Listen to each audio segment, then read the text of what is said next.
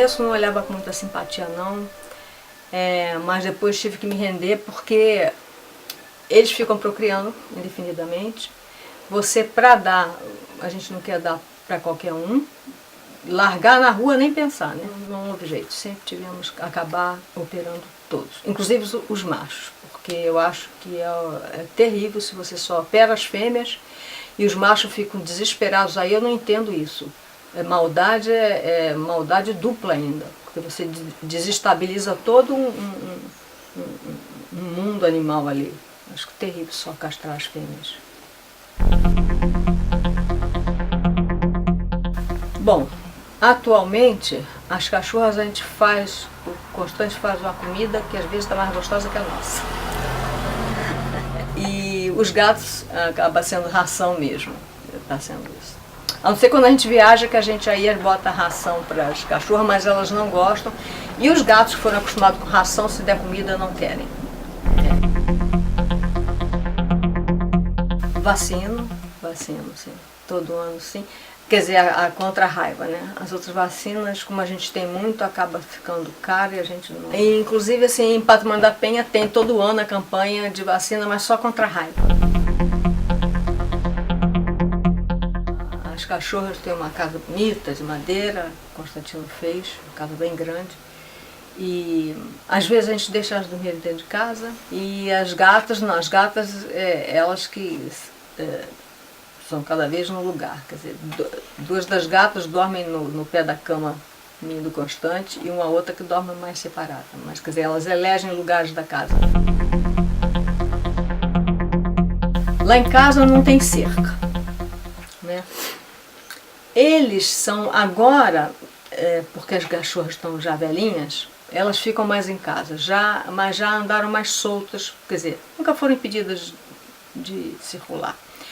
Mas elas não iam muito para a rua, elas iam mais, gostavam de subir lá para cima, para a mata.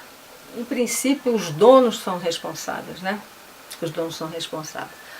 O que a gente pode dizer, então, que tem a cerca? E eu falo isso e eu não tenho cerca aí. No meu caso, porque eu acho que os cachorros nossos já vieram pequenininhos para aí e já cresceram as pessoas conhecendo a Pimentinha, a Pretinha, né? Mas houve problema quando a gente abrigou uns outros cachorros que não eram nossos e que estavam realmente causando problema. Eu acho que a gente assumir que desde o momento que tem cachorro, que tem um bicho, né? Então tem que realmente ser responsável, principalmente se ele for agressivo. Não, se for agressivo então não tem nem como. Ou você tenha preso em casa ou então você bota uma cerca que valha realmente, né? Já aconteceu, por exemplo, de eu andar de noite e tem gente que deixa preso em casa e solta de noite. Até porque dizem que, como me falaram isso, disseram, não, porque de noite que ele tem que estar solto que é para tomar conta. E, por exemplo, eu andando na rua aí já fiquei apavorada, né? Porque aquele bando de cachorro, e eles se juntam, né? Quando está em bando, né? Se juntam, né? Quer dizer, eu falo e como eu disse antes, né? Eu mesmo já fiquei devendo quando eu estive aí com as cachorras que a gente abrigou aí no ano passado, mais 2 cachorras, e foi meio complicado. Mas a gente mesmo naquela situação estava complicado para nós também, de repente, que a casa ficou com muito bicho e a gente não estava conseguindo lidar nem com a situação direita.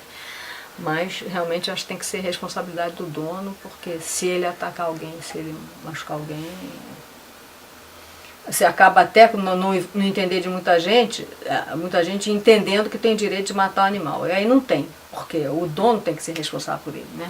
Então é meio complicado. Já perdi um cachorro atropelado, foi um terror ali na porta da escola. O peteleco também foi e morreu em consequência também. Não morreu na hora, mas teve que depois ser sacrificado, porque afetou os rins e não teve como. Foi os cachorros, gato não. Envenenados já tive muitos. Gatos e cachorros envenenados.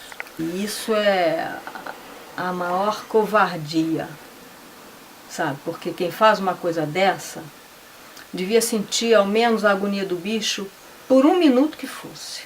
E não tem direito, porque se Deus não criou nenhum animal doméstico. Deus criou os animais ali na vida dele silvestre. O ser humano que foi e trouxe para junto. Então o ser humano, a gente como raça, a gente é responsável pelos bichos.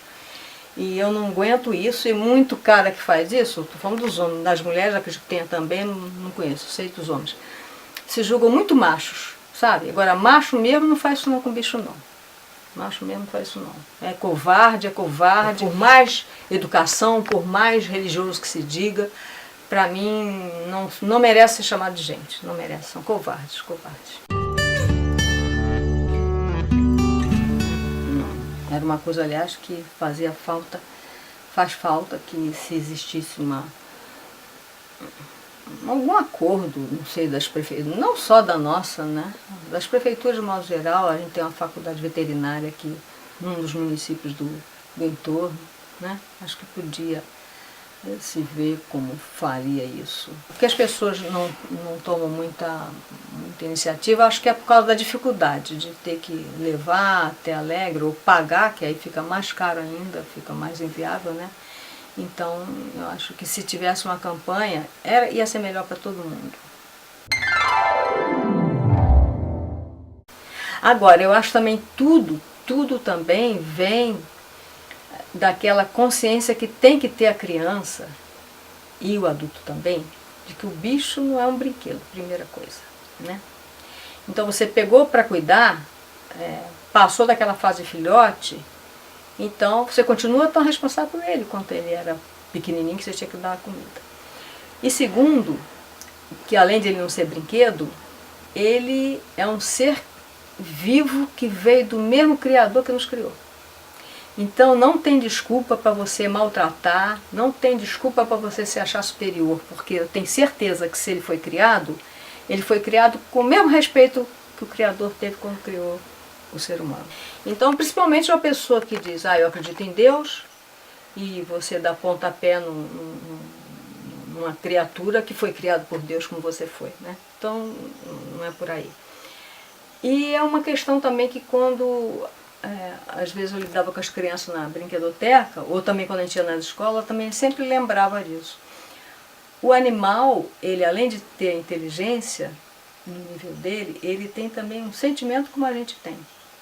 E eu começava perguntando assim para as crianças, quem tem cachorro, quem tem gato, você sabe quando o teu cachorro está alegre? Tá, sei, como é que ele faz? Aí cada um dizia, e quando ele está triste? E quando ele está com medo? Cada um sabia como o seu cachorro fazia. É o que? Isso é sentimento, né? Então, quer dizer, eles, como a gente também, eles defendem os filhos deles com unhas e dentes, até com a própria vida. Então, um ser assim, sabe, tem que ser olhado de uma outra forma por nós que nos dizemos inteligentes e filhos de Deus, e criados à imagem e semelhança de Deus. Se somos criados à imagem e semelhança de Deus, Deus não faria com os animais essa maldade que muitos de nós fazemos. A gente fazia muito um trabalho junto com as crianças para não maltratar os animais, para a questão de não prender, não ter a gaiola.